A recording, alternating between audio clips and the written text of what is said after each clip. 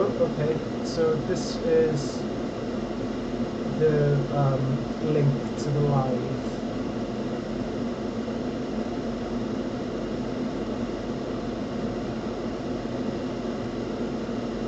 Anything? Okay, can you see anything? Oh, okay, brilliant. Okay, that's one small victory.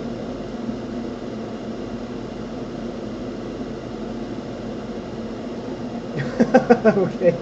Yeah, there's a bit of a delay, so yeah, you're going to be hearing yourself just a couple of seconds later down the line. Okay, so I'll send this out.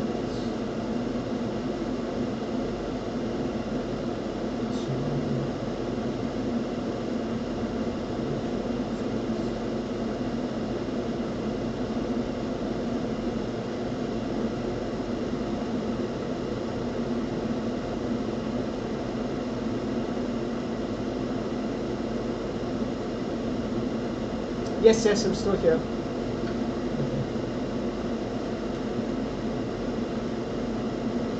Cool.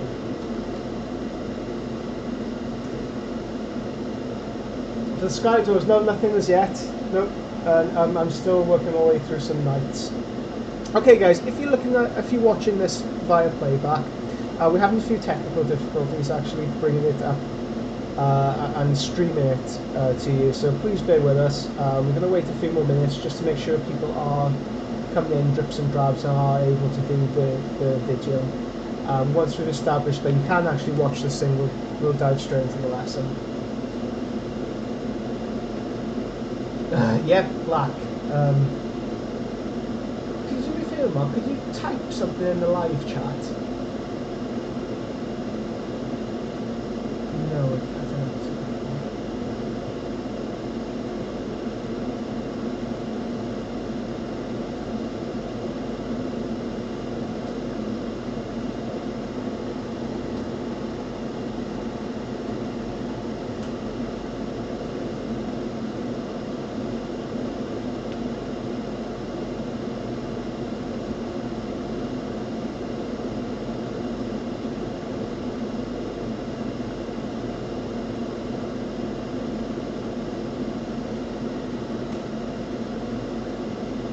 Ah, maybe that's the link. Okay, I've just sent a link to our chat. Let's see if that works.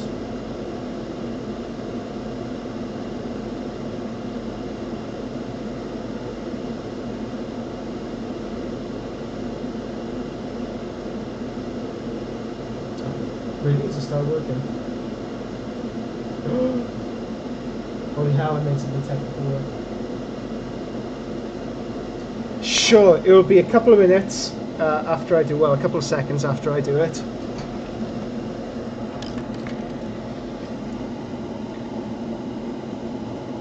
So this is what I'll be demonstrating the technique on. We have a pair of wonderful wings from Creature Caster.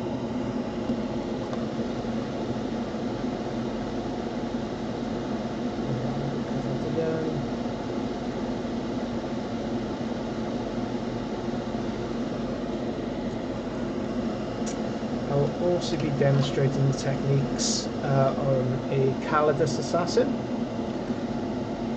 that we have here, and Korax. Korax is making a special appearance for today's lesson. So there's three very different surfaces we'll be working with on how to make back and on other things.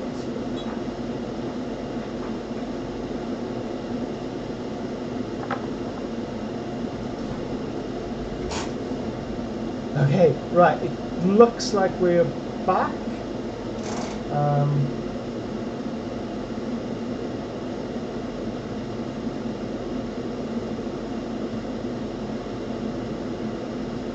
So we're just going to send this link again to the Patreon subscribers.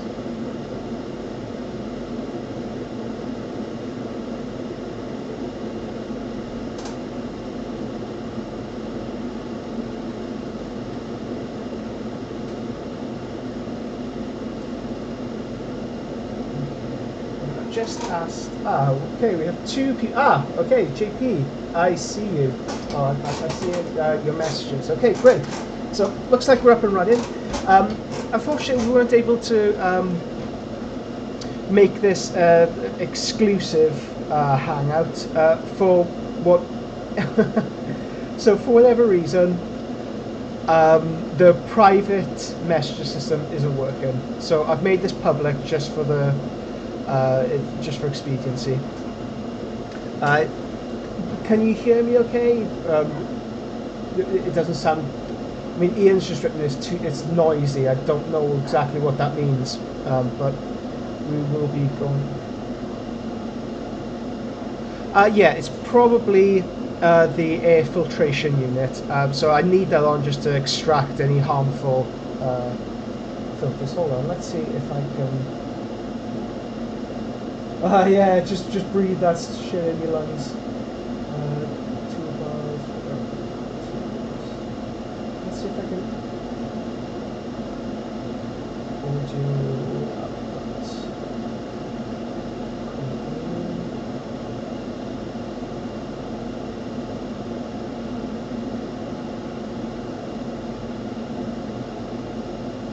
Yeah. If you can hear Mark, guys, let us know.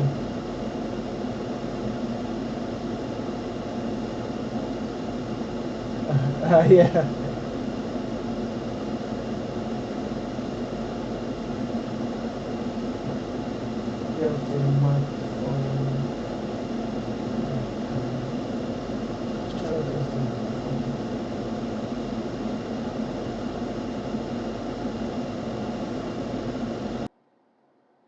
Okay, that should be slightly less noisome. That's a word. Oh, okay. Right. So we have lost a message here, mainly from Ian. Leave it on, it's fine. Okay. Cool. Right. Okay.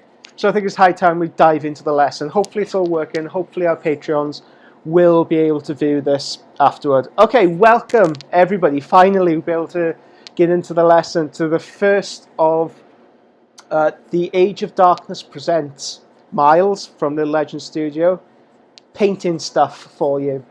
So this is a little bit in tune with what we do on the show. I've been continually frustrated that I'm unable to actually show you what I'm talking about when it comes to this kind of thing. So we've decided to set up a seminar. It's the first of them, hopefully the first of many, that we hope to bring you over the coming months, years to come. They aren't going. It's a little bit in the same way that I produce teaching lessons for people. It's a similar kind of setup, only instead of a mass media outpouring to people, we can individualize it a little bit more. Yeah. So if you have any, so I have Mark alongside me. Hopefully you guys can hear him as well. If not, it's not such a loss, is it, to not hear Mark? But so he'll be asking questions along the way, because sometimes I just get so enthusiastic in the work, or some things just won't naturally occur to me. So I've had a Facebook message. Okay. So I better knock off this Facebook message, otherwise we will be getting a lot of those little tings as we go along. Okay, so for the first lesson, we've decided to go for a paint in black, because that's what the show's named after. So why not? We have a variety of different things we can display this on. So the first I will be able to show you, I'll be able to demonstrate these techniques on, is this bat wing we have from the Creature Caster campaign, the Kickstarter campaign. So make sure the lighting's all right. Okay, make sure it's in focus. Great. So we have this wing. I'll be displaying how to paint black on the Calidus Assassin very briefly, and I'll be able to show you how to paint black on a very special guest, Korax. So this lesson, it isn't going to be painting every single segment of the armor or every single piece of the armor. It's more of a general introduction into how to paint black. By no means are these tutorials or these lessons definitive. they're more of a jumping off point. I can offer you some guidance, I can offer you some pointers on where to go with your own painting technique. The aim of these lessons ultimately is to develop you as a painter, and for you to be able to develop your own technique and your own artistic eye, so you're able to make these decisions without referring back to anybody. You're able to use colour in a way that suits you best. So what exactly does that mean? It means how to paint black good. So let's fire up the airbrush. The techniques I will be showing you today will be primarily I'll be using the airbrush. I won't be using the brush for much of it, purely for expediency. But the techniques I will be showing you, the theory behind why I use the colours I do, or why I do the things I do, they can be easily transferred over to a brush. So, right, so the base coat. A lot of people use Games Workshop sprays, a lot of people use I know back in the day I used to use Halford's car spray, automotive spray. You just spray it over the surface and boom, away you go. But it doesn't give a very satisfying surface to work from. Oh, by the way, I'm not sponsored by anybody, so any opinions I do give on these materials, they are purely based on my own opinion. I'm not trying to sell you anything. But having said that, go out and buy this. Surface Primer, Scale 75 Black Negro. It's by far and away the best surface primer I've used. It dries very matte to the point where it's almost grey. You'll be able to see for yourself now, guys. So, with the airbrush, I'm using a Iwata HPCH 0.3, I believe. So the 0.3 means it's the size of the nozzle is 0.3 millimeters. If you're new to airbrushing, the temptation is there to get as small an airbrush as we possibly can, a 0.2, 0.1. But unfortunately, you will run into something called dry tip. This is the bane of any airbrusher's experience, any airbrusher's existence. I'm sure you all know. Just bring up the comments as well so I can see as we go along. Yes.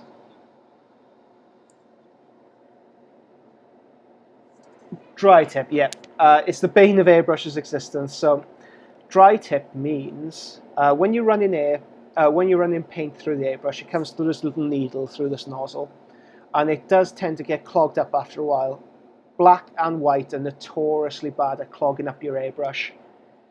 Now, the reason why we use specifically formulated airbrush paints and thinners is because it stops dry tip and we're able to run paint through it effectively. And the reason why we don't want to use exclusively 0.2, 0.1 airbrushes is, well, two reasons. One, we aren't going to be painting eyes with an airbrush. An airbrush is a sketching tool. And secondly, it stops things like dry tip. Well, it helps alleviate it somewhat. So, just going to add this to the surface, so there's a bit of moisture on there for whatever reason. You can see some of it beading up already. No need to worry.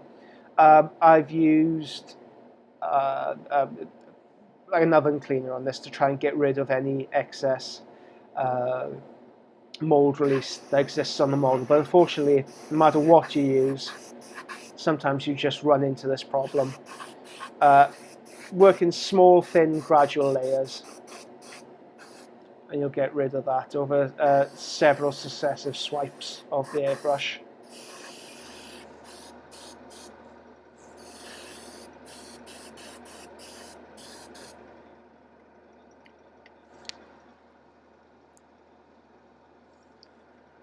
You can use dish soap, but without really extra hard to get rid of grease stains. You can use oven cleaner.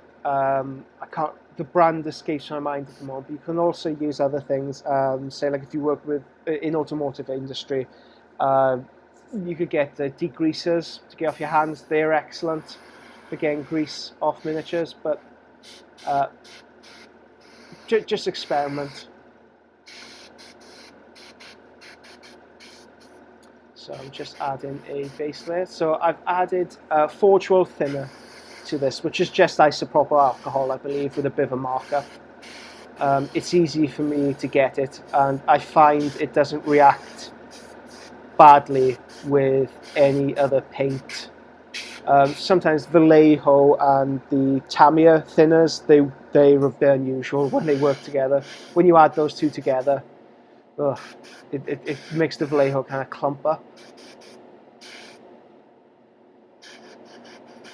Guys, if you are tuning in, if you are listening, please feel free to comment in the comment section just to let me know you're out there if you have any questions. I may not be able to respond for a few moments just because of the lag, but it's nice to know you're out there. So I've just undercoated him, or her, it, and come up to Corax.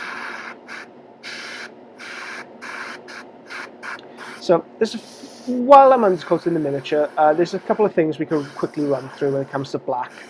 So, Mark, what is your preferred method of painting black? Yep, I'll repeat if they can.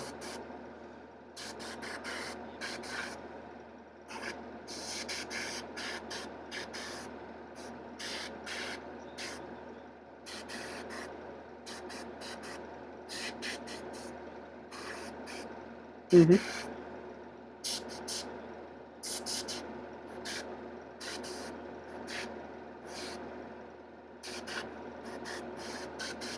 Okay, so if you guys didn't hear that, Mark's way of doing it: undercoat black, hit it with a slightly lighter shade of black, like a grey black, something like Corax black from Forge World's range, which is a very dark grey colour.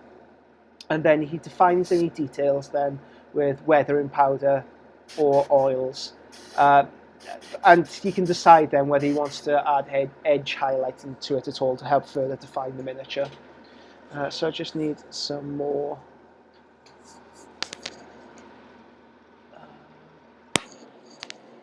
Oh no! Oh, okay, so that's at least we know now. Okay. So I do have a. Yeah. Yeah. So it's nice. You can say anything. You can be really really kind of vile if you want it to be. Ooh, it's getting political there. JP would not be happy with your pro-Trump comments.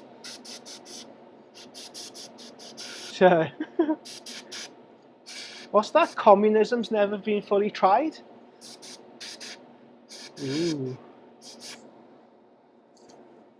That flame war here. Yeah. Yeah, what's your question?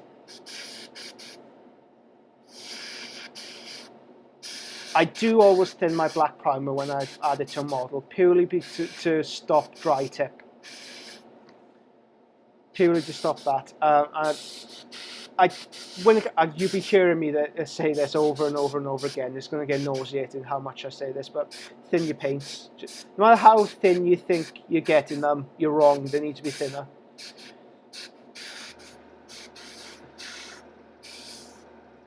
But yeah, basically paint. Well, there are a few different techniques, but one of the most prominent techniques, the ones that I think the ones that win gold demons or the ones that you see on higher level painting courses is layering or feathering.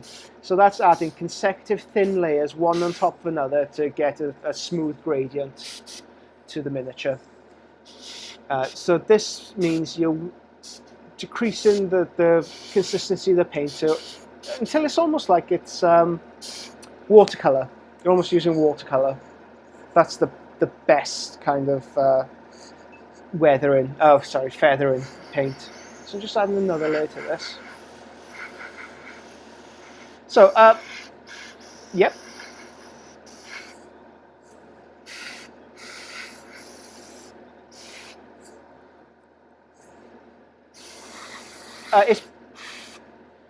It's purely because the PSI I'm running through the airbrush. I'm running it at around 15 PSI, so that's quite well. It works for me. I've developed a technique working with it from that PSI range, and I don't change the PSI then. I manipulate the airbrush. I manipulate the airflow through this. So again, as I'm undercoating this, when it comes to black, there are a couple of techniques, there are a couple of strategies we can employ to get the most out of our black. Games Workshop, they traditionally tell you to use cool colours, highlight black with cool colours, especially blues. Good technique, really helpful technique when it comes to things like armour. Right, you may hear a huge gust of wind now because I'm grabbing the hairdryer just to help the drying process along a touch.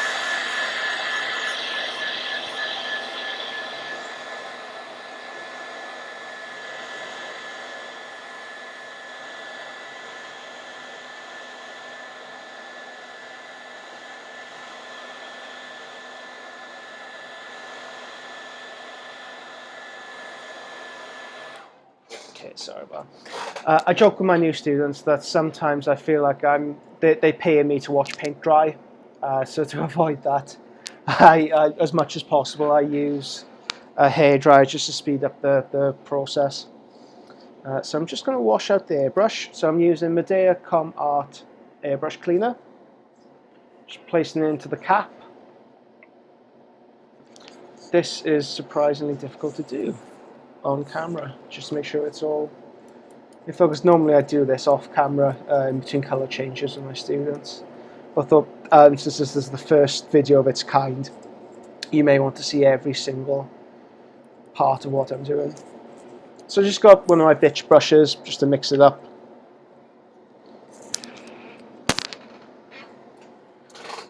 Okay, it seems like a couple of people are having a few problems with this. The feed is gone. Just bear with me one moment, guys. Where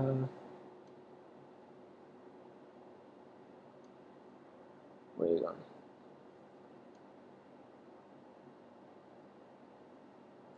Okay.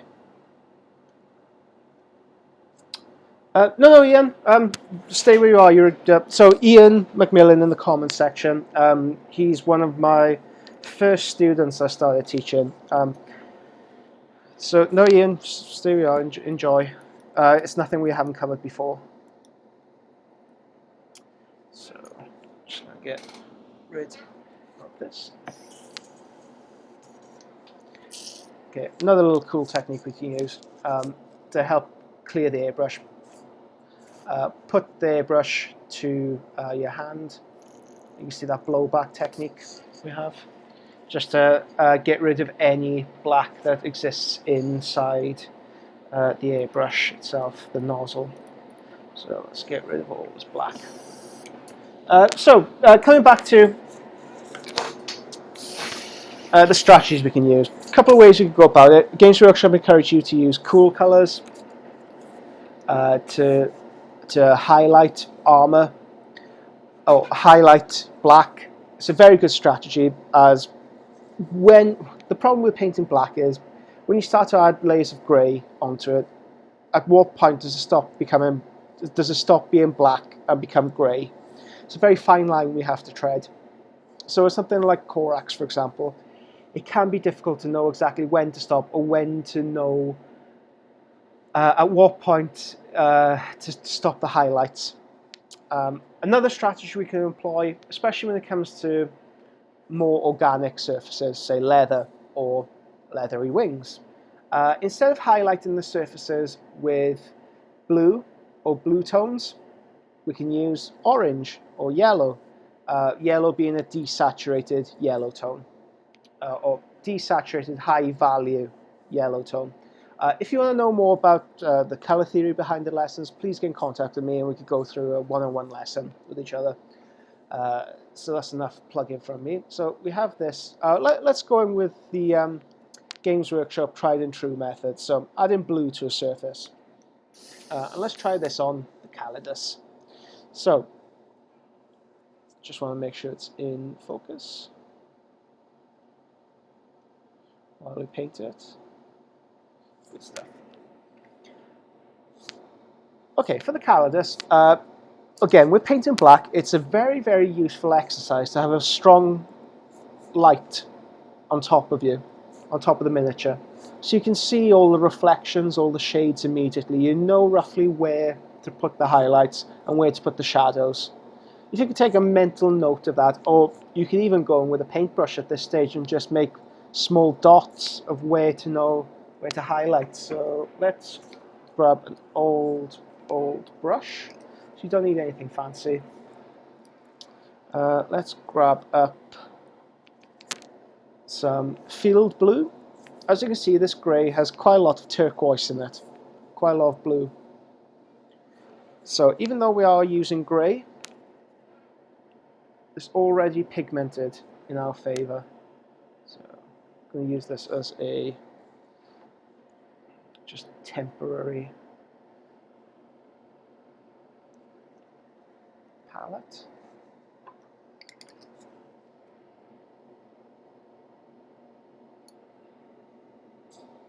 So I'm just going to sketch out the tones.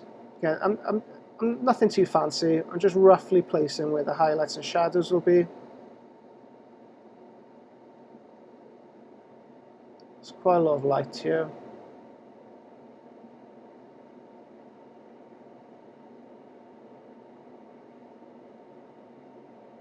Again, it's all very,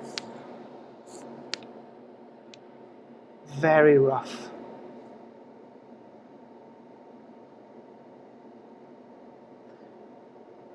But the more you paint, the more you come to understand it's all a process, where you can be quite rough in the beginning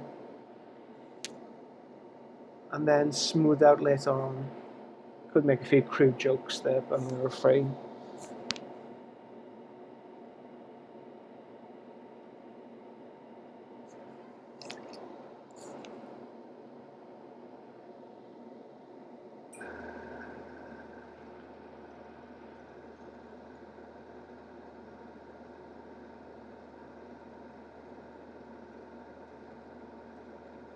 So I'm just going to hit this.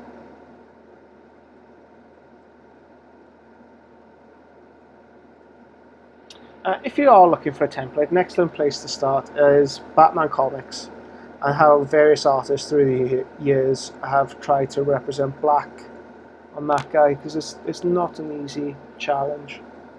So I'm just going to add white in the higher areas.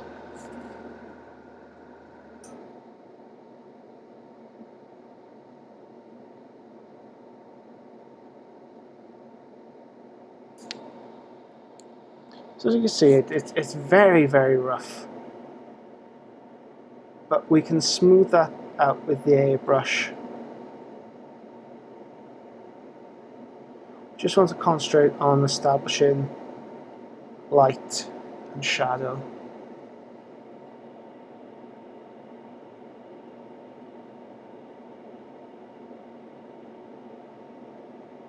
Okay, that's enough of that. Oh, enter forward. Oh, please don't snap off the base. Okay, so let's grab that. Let's get some Incubi Darkness by Games Workshop. So I'm just going to take a touch of this. Oh, it's a bit more of a... So I'm just shaking it off camera.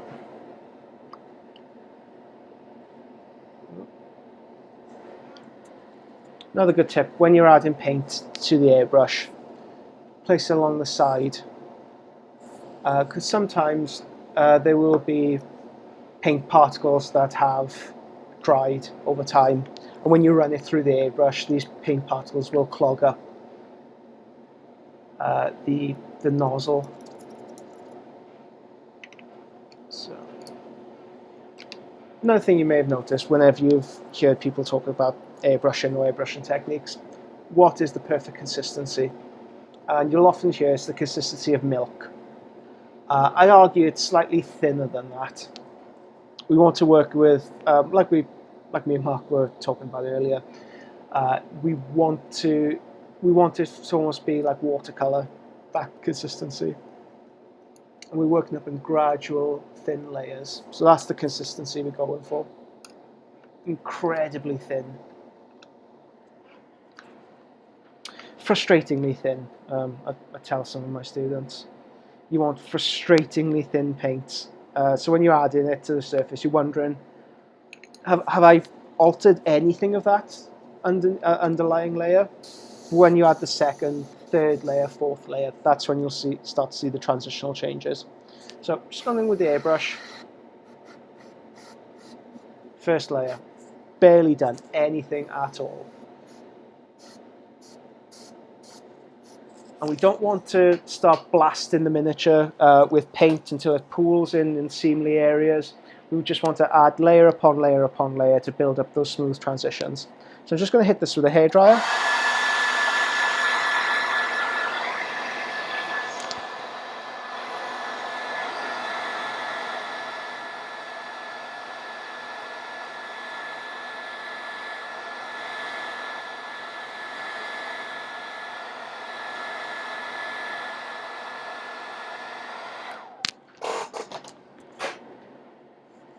So another reason why we use the hairdryer in between the layers is that paint can sometimes be a touch deceptive in that you think a layer's dry, but really it's not. So by adding that intervening layer of the hairdryer, just to help expedite things, as well as making sure every layer in between layers is completely dry. Okay.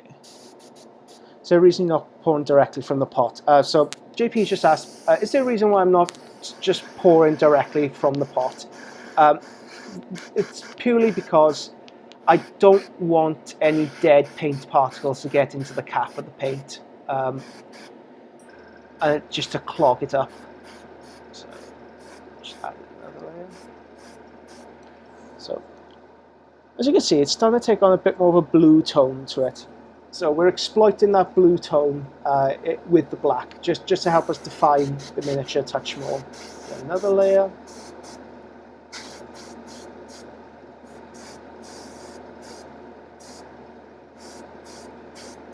The layers we're using are so thin that we can build up transitions very, very easily. As you can see, that the harsh transitions we started with have blended into the background.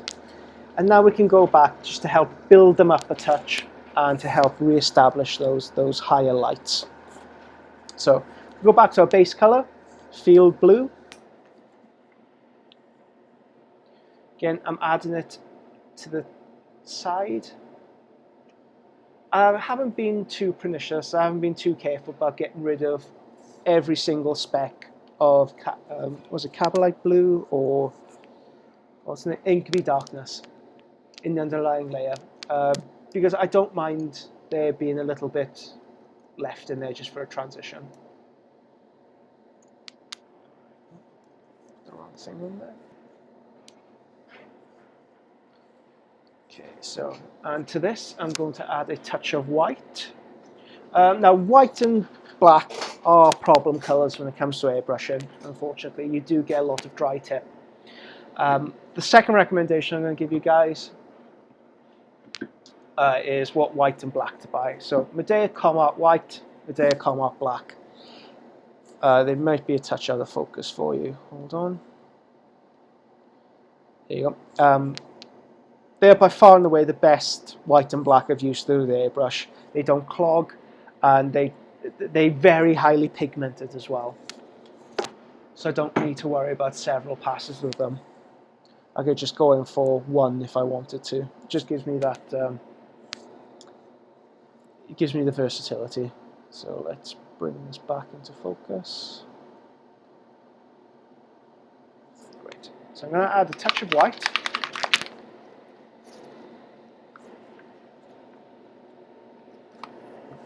To this.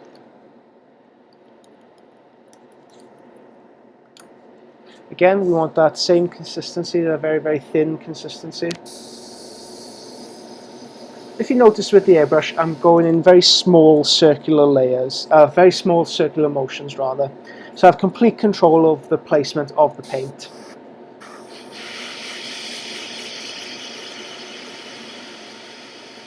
So I'm just concentrating on that area of light here. So I bring it right up to the camera and focus it in.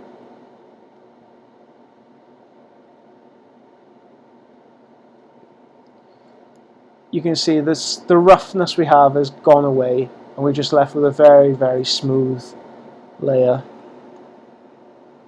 Okay, we can do the same with her chest.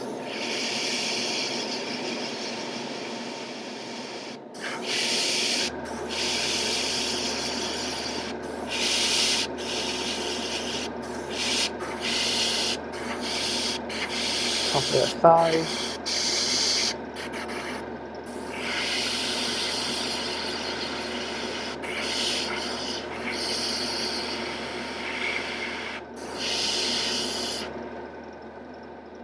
Just helps smooth out the transitions a touch. Okay. Anything more from here with the white, I feel might be a touch of overkill, especially with an airbrush. You should only think of the airbrush as a sketching tool. I won't be able to produce those very, very minute shading details. I would be able to with a brush. So from here, I just want to add a shadow, and then that's it.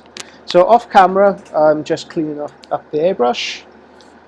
If you guys have any questions, now's the time to ask, or forever hold your peace until we move on to Corax. What do you guys? What do you want next, Corax or the leathery wing? Mark, what would you like next? Let's do the wing. He wants the wing. Do you guys agree with Mark? Text into this number. I think I would have made a good telemarketer. Yeah. I think I would have made a really... Actually, what's JP's number? Mark, tell us JP's number. We can go. 555-666. Really?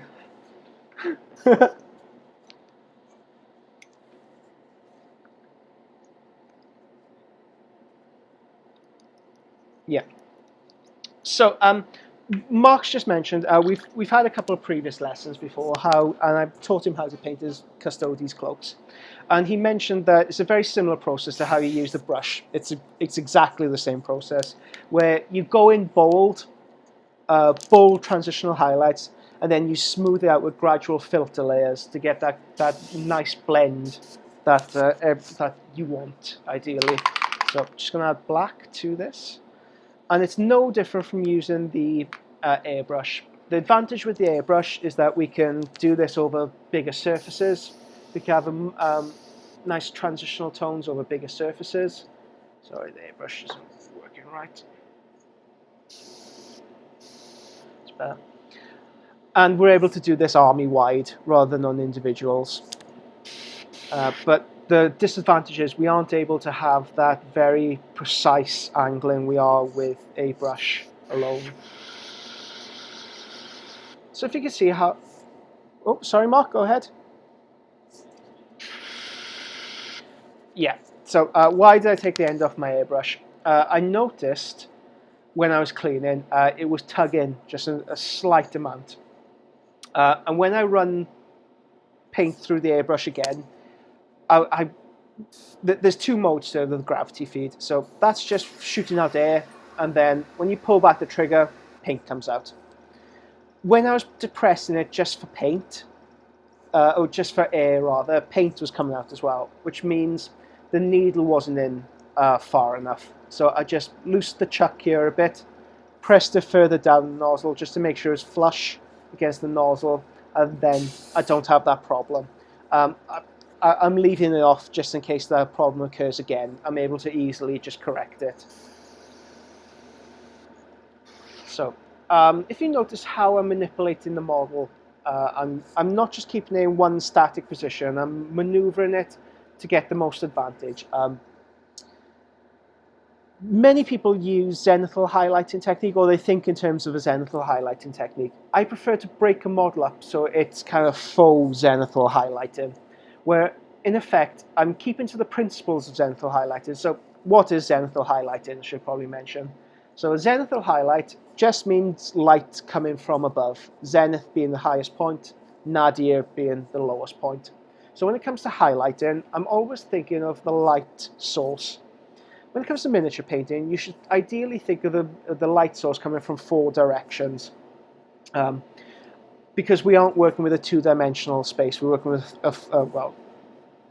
we're working with Is this, no, it's not 3-dimensional. What is this? 4-dimensional? Are we traveling through time? Fuck. JP, you'll know this. Whatever dimension we're in, that's what we're working with.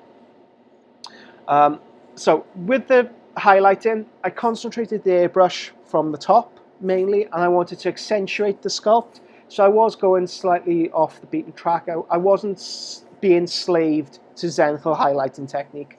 I was maneuvering the airbrush to get the most out of the sculpt. And the same with the shading, with the nadir shading, I guess we could call it. Doesn't quite have the same tone as zenithal highlighting. Now the beautiful thing with using the primer that we used, it's slightly grey and it's so matte, it does appear grey. When we add a black paint on top of this, we deepen the shadows.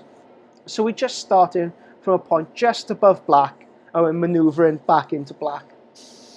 It gives us a lot more room to manoeuvre and a lot more room to play with. Again, I'm not being too accurate with this, I'm just placing in shadows and highlights, the rough tones.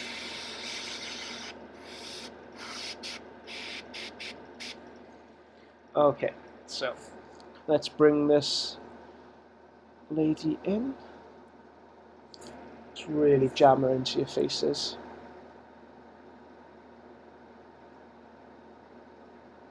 So that's the overall look we have at the moment. It's quite dull, it's lacking in contrast. It certainly needs a lot more in the way of finishing techniques. But as far as the airbrushing portion of the miniature painting goes, that's it. Anything more with the airbrush I feel is going to be a touch of overkill. You're not going to get those smooth transitions, you're not going to get the intimacy you can with a brush.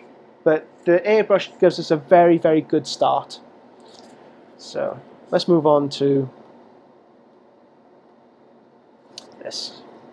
Okay, when it comes to painting black, when anybody asks you how to go about painting black, I'm one of those frustrating people who answers a question with a question. You can't just say, how do you paint black in isolation? It needs to be regarded in a much wider context. We need to think, what type of black are we trying to paint? What kind of surface are we trying to produce? Do we want an armoured surface like Corax, for example, that could have a lot of shine to it? Or do we want something a bit more natural like leather? And from there we can start to plot out our techniques and what paints, what highlighting schemes we can use to highlight the miniature. Because from black we're only really highlighting. So I'm just getting rid of the excess in there. So as I've mentioned, Games Workshop, they encourage you to, traditional heavy metal painter style, they encourage you to use blue in the grey tones. Whenever you highlight the surface, especially black with grey, it's always worthwhile adding the colour into it. So you don't want to just use black and white. If you just use these tones, you're running along the maximum and minimum value. And it can lead to a very uninteresting, a very boring overall look. When you add a colour into a surface, the eye automatically tunes into it. It becomes a lot better to look at. It becomes a lot more appreciable to look at. Okay, sorry, I just need a gulp of water, guys. Okay. So in this case, instead of using blue as a tone to highlight our colour, we want to go with a cream colour or something slightly more muted. So let's have a rummage through our paints. Let's go with this. So game colour or game air earth. By no means should you run out and grab all these colours. If you do decide to do some courses with me, we'll go through a colour theory lesson and we'll be able to detect exactly what this colour is. Be able to see, devise how to go about creating this colour just out of nothing. So you'll have colour equivalents in your house that you can add, say, a touch of green to or a touch of red a touch of yellow, a touch of black and white into these to create color approximates.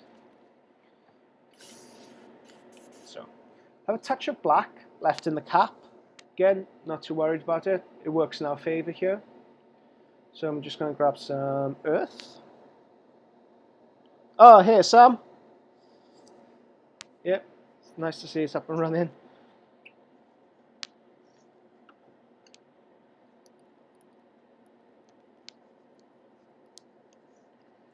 So, again, very, very thin. Run it through the airbrush just to see if it's working. Again, I'm thinking in terms of a zenithal highlight. I'm just concentrating along the veins.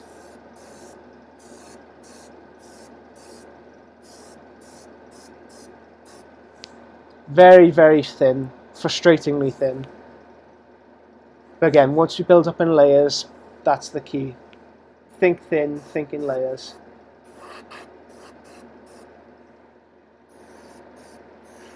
So I'm just going to hit this.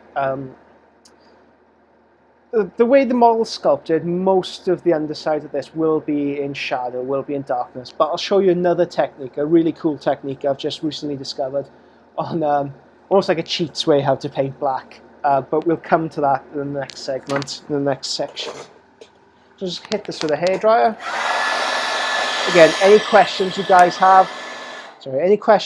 have, please feel free to put them up in the live chat so I can see them and hopefully be able to respond to them in a timely manner.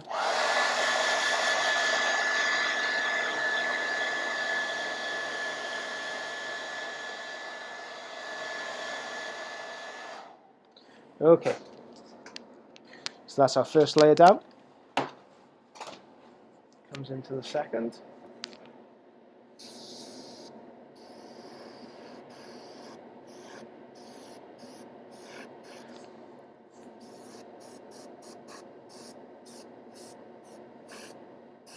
You can see there's much better color transition there now.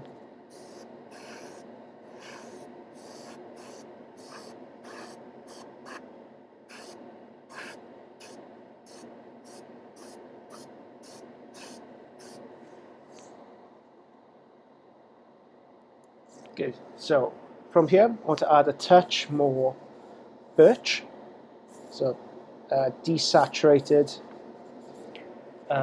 low value yellow color. Sorry, it's starting to spurt out.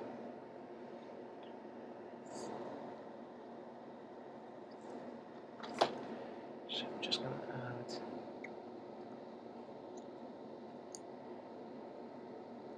some thinner into this. I want to make sure this is very, very thin. Sometimes you can find it problematic mixing two different companies' paints together. Sometimes they'll pump or sometimes they'll have an unusual reaction. From personal experience, I haven't had any problems using Forge World thinner with any of the... So, I've run out. When it rains it pours. So it had to be today when I was doing this live that I run out of the Forge World thinner.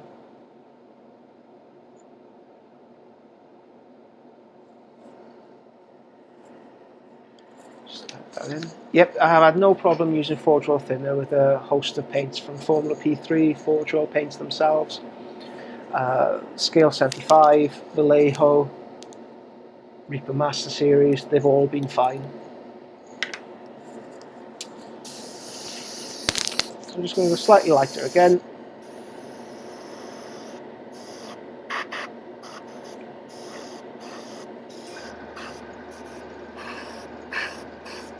Just re-emphasize the highlights of the sculpt. I'm just going to hit this again with a hairdryer.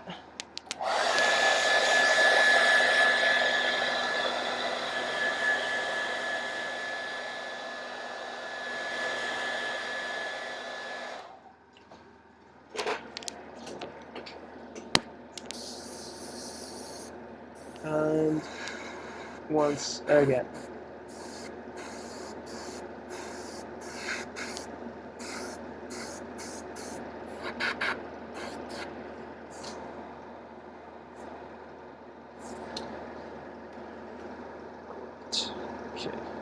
just going to pop that off to the side. It doesn't want to play nice. I'm just going to empty out the paint in my airbrush. And what I'll do next, I'll flip it over and I'll show you the other technique. And we'll come back to the back part because they both intertwined with one another. So we've used a light beige colour to highlight black. It gives a more naturalistic appearance, but if we just left it like this, it looks like a kind of like odd green colour. It's not very good if you left it like this. That's where our knowledge of colour theory comes in. Just get rid of the excess paint in here. Okay, on the underside, we're going to be using somber grey. So again, it's a grey very similar to field blue, in that there's quite a lot of turquoise in here. There's quite a lot of blue, quite a lot of purple. Give it a damn good shake. You can see the trigger has kind of gone a bit funny. That means something's sticking along here. To fix it, just release it. Bang, we're back in action. And add a bit of somber grey.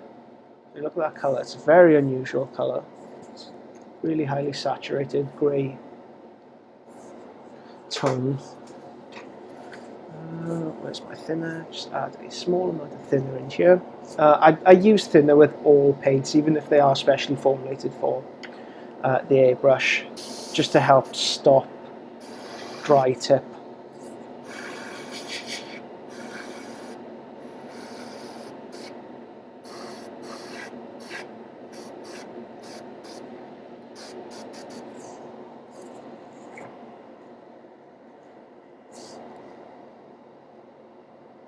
It creates a very, very somber, well, somber grey as the name would suggest. That's slightly too blue for our purposes, slightly, especially when you contrast it with the other side. What the hell? I mean, there's two different colours and two different sides. That just looks like it's a different material altogether. What the hell would you know? I'm the professional painter here. No. So I'm just going to add a touch of white into this somber grey. JP, did you get that Simpsons quote? Bet you did. If you could write in the comments, I'd be so impressed. Right, so just going to add this to the highlighted layers. Woohoo! So this is the problem we're encountering. The needle isn't filing back all the way. So when I just press down on the air, paint comes out, which is what we don't want. We don't have any control if that happens. So just release the chuck, press it down. Oh, still a problem. There you go. Problem solved.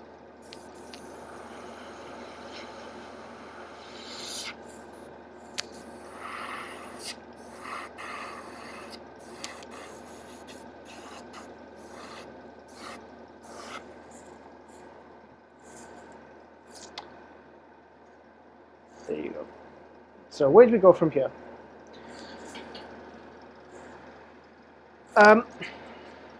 First, empty out the airbrush. So what we know about color theory. We have quite a lot of blue on one side and quite a lot of yellow on the other. How do you go about neutralizing them? It's quite simple. Just grab some Games Workshop washes. We're going to be adding what's the name of that color? Argax Earthshade to our blue, and what they'll do is neutralize the very harsh, cool tones of that somber grey. Oh.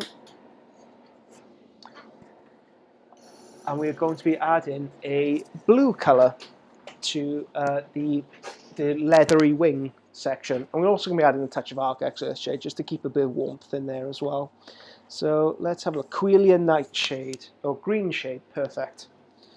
So Quelia Green Shade is such a nice colour because it straddles that divide between green and blue. Such a nice colour to be working with. So we need to clean up the airbrush to start with. Get rid of it all.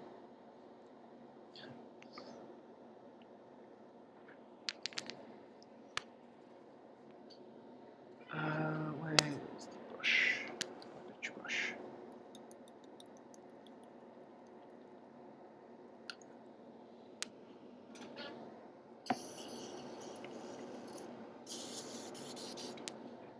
Okay. So let's grab. Oh, actually, let's shake first. And this we can just pour directly in if I had enough to do so. I'll have to use a brush.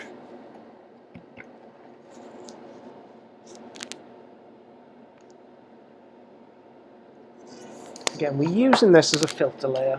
So that means we're applying it all over the surface of the miniature, all over the surface. And we're altering the underlying tone of that colour.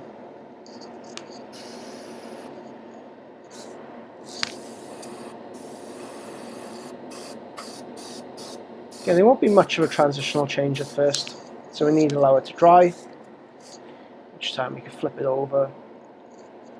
Just want to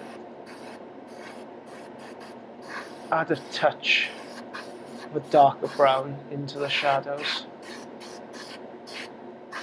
I'm running along the veins. I'm using the airbrush very quickly. So let's hit this with a hairdryer.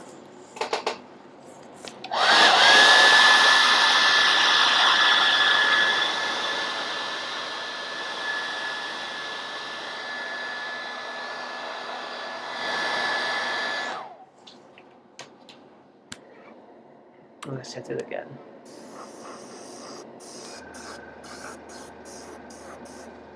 A bit more artworks in there. And if you do see chips on the surface of the miniature, don't worry, I will correct those mistakes. Later on, I'm not just going to leave them there. So the client would be very pissed off if I did so.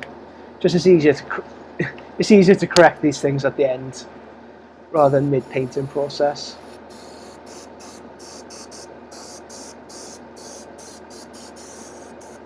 So the Argax has really neutralised the cool tones there. It's really neutralised the coldness in the somber grey, but it's still recognisably highlighted. So we've used contrasting colours on the colour wheel to neutralise one another. We're going to do exactly the same up here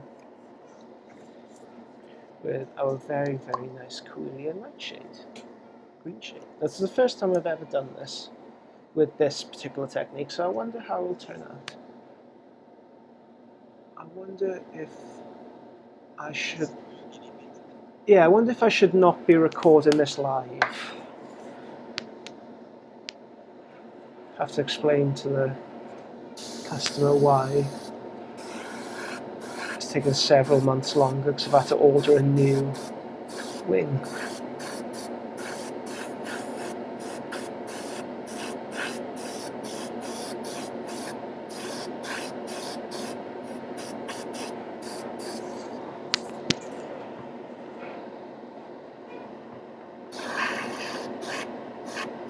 So, from here I've added one filter layer. I don't want to reapply another filter layer over the highest points of highlight. I want those to remain slightly more towards the beige end of the spectrum. Beige end of the spectrum, that sounds like a wicked band name. Anyway, so I'm going to build up the shadows. Yeah, beige end of the spectrum. What kind of music do you think they produce?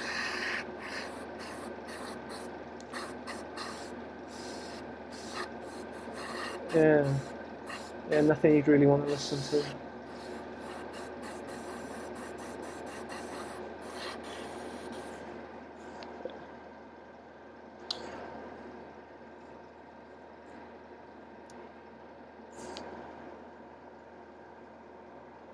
Stuff.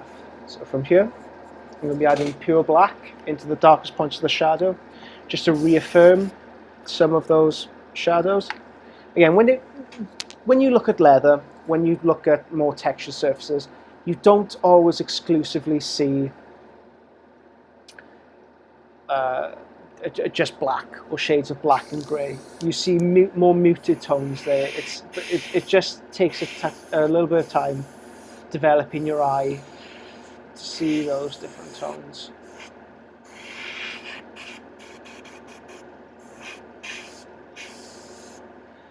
This is from a Creature Caster campaign. I'm not sure who ran it, but they kind of like imitation Greater Demons, when the Greater Demons were the small metal models.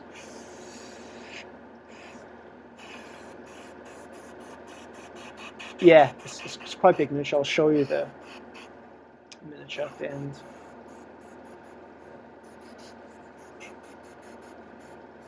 And because this is a textured surface, let's bring this up a touch. If you notice how I'm using the airbrush, instead of going in long continual streams of air, I'm breaking up the pattern.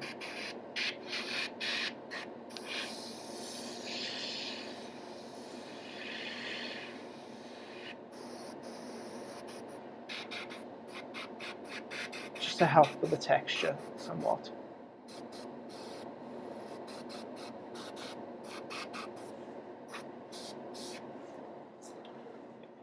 Same for the other side.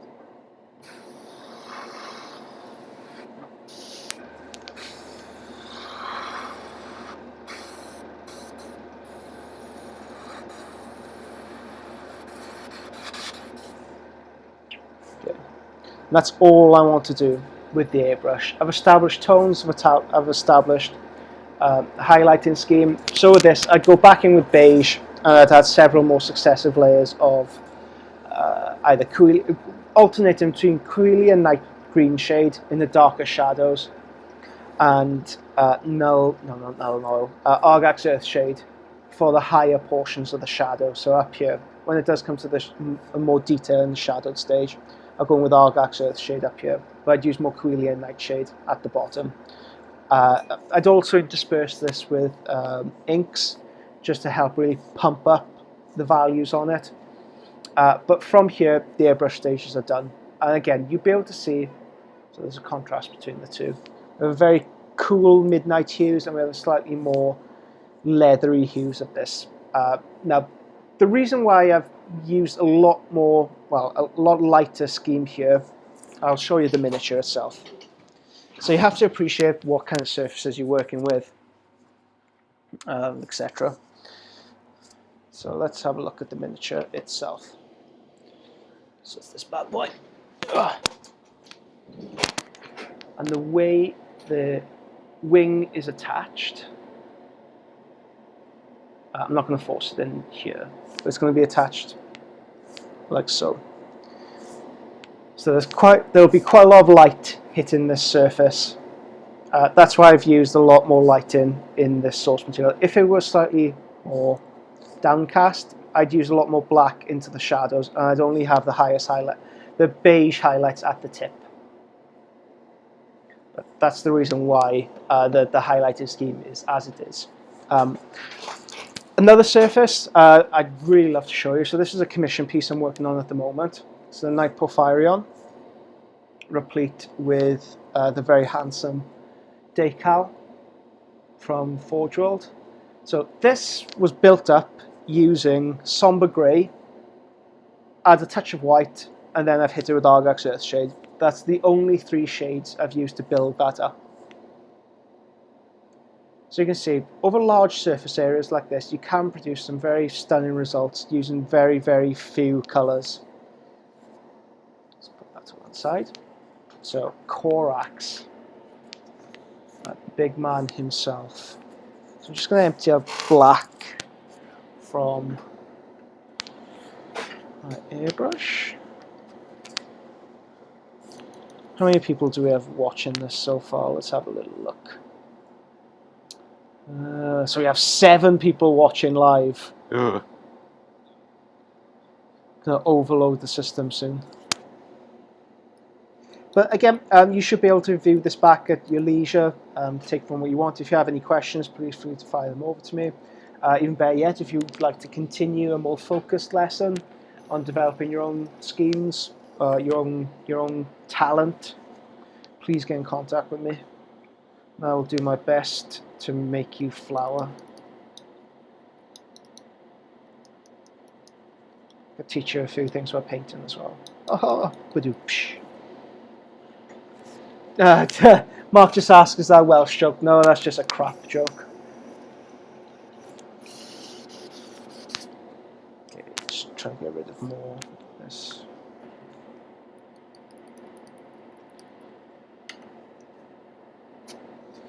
Just get rid of black.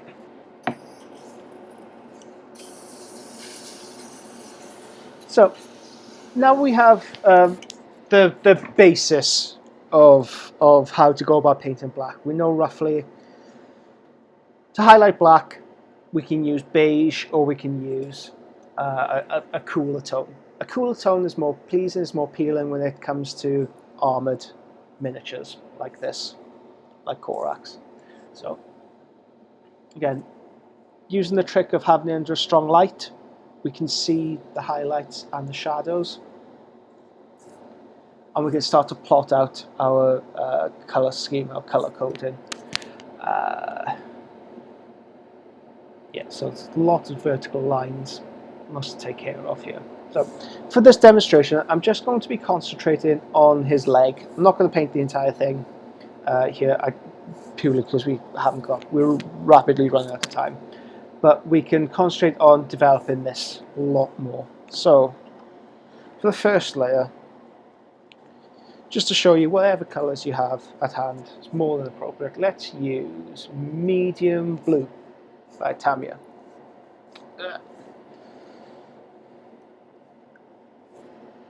First base colour.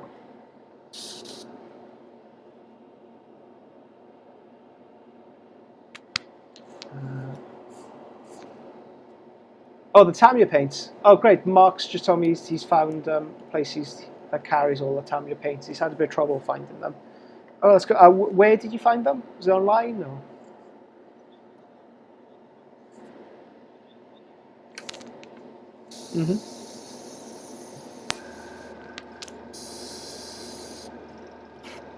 Oh, cool. Local hobby shop. Cool. So, for this, just running it along you can see it almost comes to a point at the base of his greave. Yeah. So, I'm using the miniature as well to help me with the shading and shadowing process. So I know I want to bump black right up against the highlighted tones here. So I'm just having the model on its side so nothing spills over to here. Make sure that's in focus for you guys.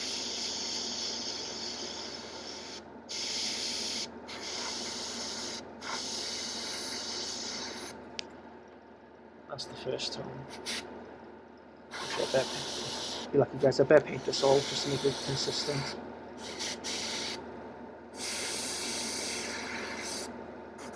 So on here.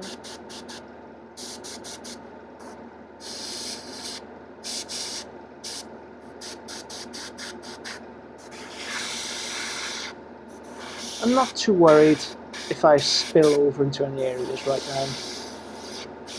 If I overspill the black over where I intend it to be, or rather the grey, because I know I can correct this in later stages. I can correct it with a brush.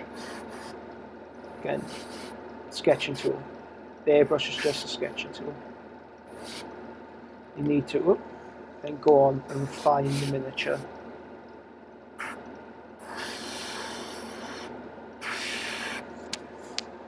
So that's the first highlight.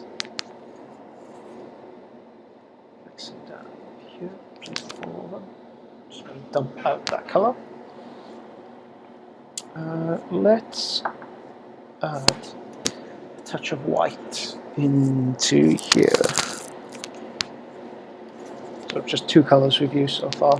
I'm using Medea Combat White. Just used a dribble. So you'll hear a lot of people talk about colour recipes. I do tend to avoid those to help you develop your own eye for these kind of things. So I'll very rarely say you need to use 60% that, 90% this. It's all colour exists on the spectrum, so get used to mixing and matching your own colour recipes. It really does develop you as a painter. So I'm just trying to hit the edge and drawing it down.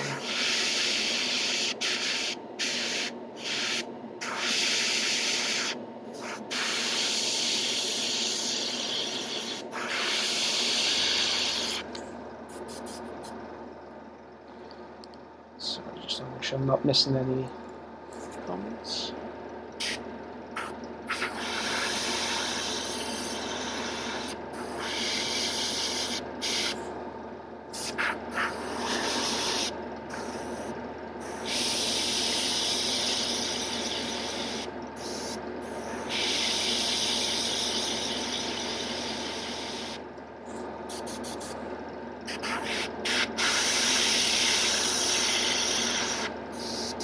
I got silent on you, sorry guys, I'm concentrating. I've picked up this horrible habit. I think I saw in I think it's the movie Assassins with Sylvester Stallone. Do you know that? You remember the movie, Mark? Where it's, who's the other guy in it? Banderas? Yeah. A couple of assassins trying to kill each other. And I think somebody in there mentions that in order to take that perfect sniper hit, you have to hold your breath, then pull the trigger. And I watched that film when I was far too young, when I was like 8. That shower sex scene with Sylvester Stallone has just indelibly imprinted itself on my mind. But yeah, since then I've kind of developed this habit where I hold my breath whenever I'm like painting eyes, or I'm doing anything really delicate. But apparently snipers don't do that. They go in rhythm. If you're holding your breath all the time, well, you're not going to hit much.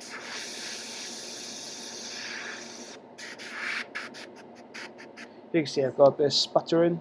I'm not sure how well it comes up on the screen, but I got a bit of overspray there. Again, I'm not too concerned at this point. Several layers, either with an airbrush or with the paint, will get rid of that.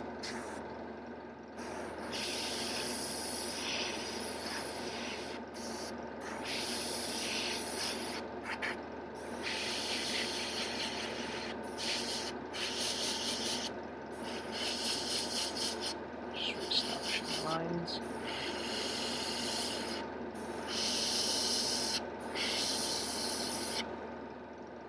The highest point of light is just up here. Wrap it down a touch.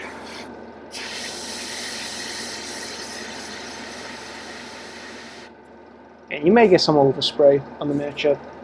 Again, not too concerned at all. I can always change that with a brush. Go further layers with the airbrush.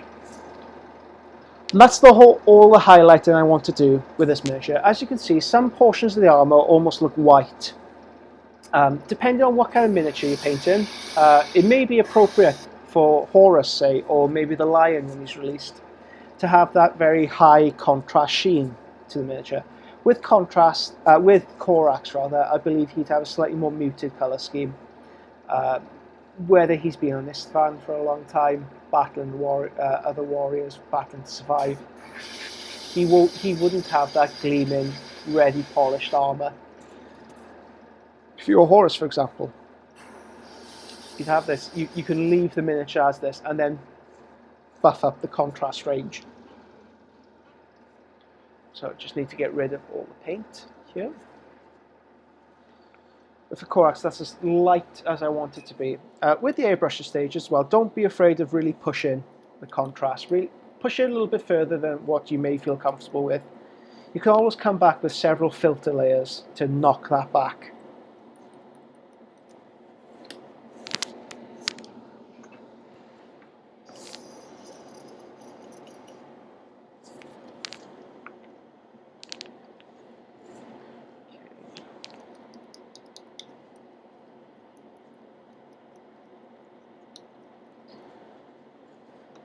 Just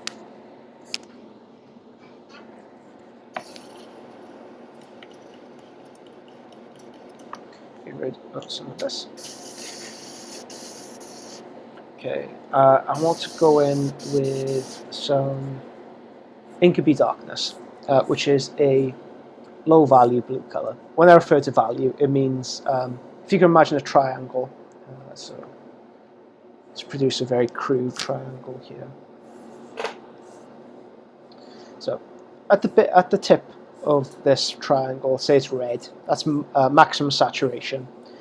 When we start to add grey, we desaturate it, so we bring it into these realms. When we have maximum value, it's white. When we have minimum value, it's pure black. And within this triangle is every possible range of that colour, of that colour red on the colour wheel. So when I talk about saturation and things like that, that's what I refer to.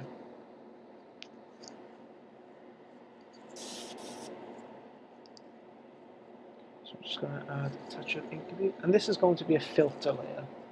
So I'm going to really water this the hell down until it becomes very, very watery.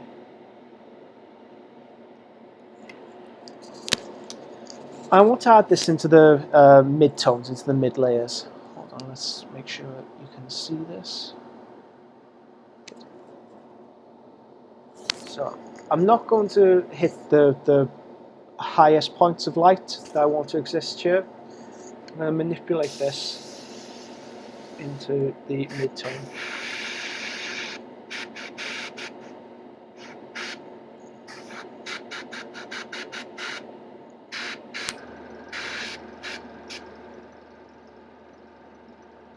Touch of overspill there, just remove with the finger.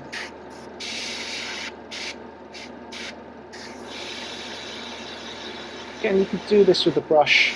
I will be doing this again. I'll be reapplying the highlights, reapplying the shadows for those very, very sharp contrast highlights. And then reapplying this stage again, but with a brush. This stage, I'm almost juggling with the final product. I'm just playing with it. I'm determining what values I want on the miniature. And if you do mess up at this stage, no big deal, because the paints you're using is so thin, you can correct any mistakes very, very well, relatively easily. I'm just going to hit this with a hairdryer.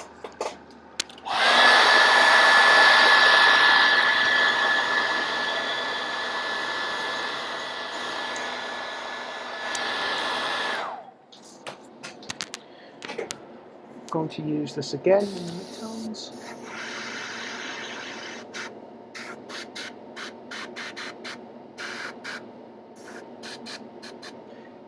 Rather pleasingly as well, gives a slight blue hue to the armour as well.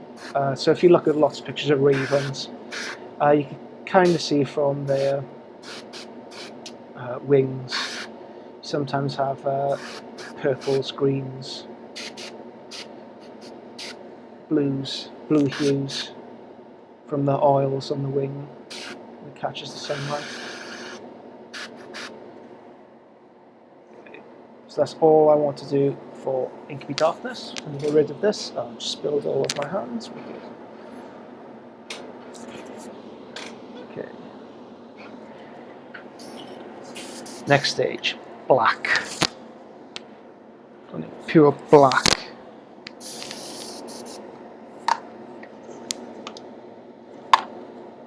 If any of our viewers are British or they watch British TV and they've seen the the Fast Show, there's a little skit on there where very articulate gentleman. He'd go about his daily business. Say he'd be with his partner on a countryside hill, and they'd be doing a watercolor of the hills. Whenever somebody mentioned black, it would kind of trigger him, and he'd go off on one. He'd grab a handful of black with his hand and smear it over the surface of his painting. He'd smash over his car. He'd smash into his wife's face. Just black. He was obsessed by black. I don't know why I bring that, but just whenever I mention, okay, let's go for pure black, I think of that man freaking out, being triggered.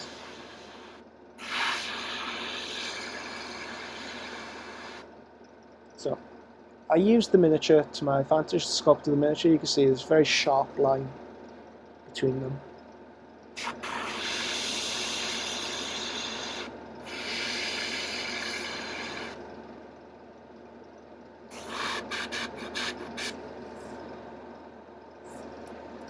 Need a touch more of a filter layer at the top, just to blend that in to the surroundings.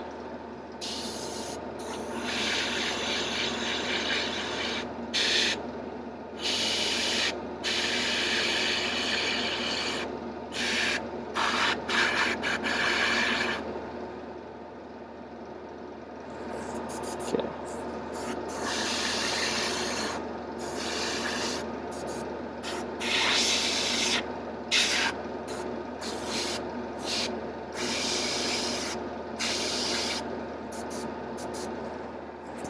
Okay, and that is the airbrush. So up here, I think I need to reintroduce just a touch more light. I think I've messed up this slightly. So I'll show you how I go about correcting my mistakes.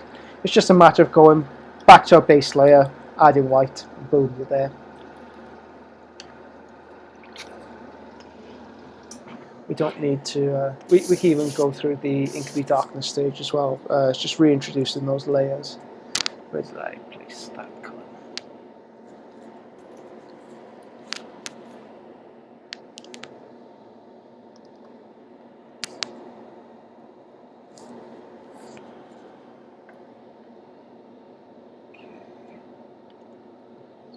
Touch of white immediately into this. I'm going to work in very small, thin layers.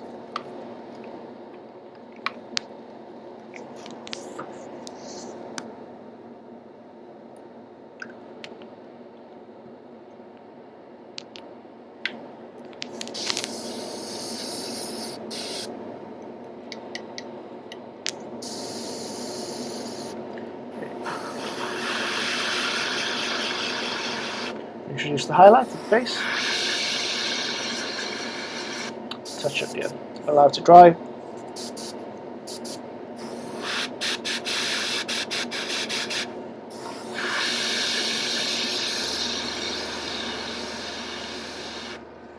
That's all I want to do with the airbrush. Anything more, I think, is going to be a touch of overkill. That's the thing when it comes to airbrushing. You're never really sure when to stop. You just have to kind of stop yourself from going ahead, because anything I could do from here could be done better with the brush. So that's how I go about painting black, and that's how I go about painting a variety of black. So to summarize, for leathery surfaces, use beige in the highlight. For armored surfaces, use cool tones, work up to,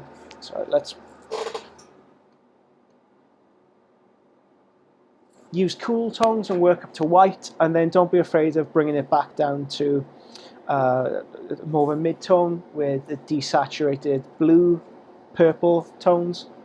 And finally, when it comes to smaller miniatures like that, we can sketch it very, very quickly underneath a strong headlight, and then smooth out those transitional layers with an airbrush. I hope you enjoyed that, guys. Any questions, please get in touch with me.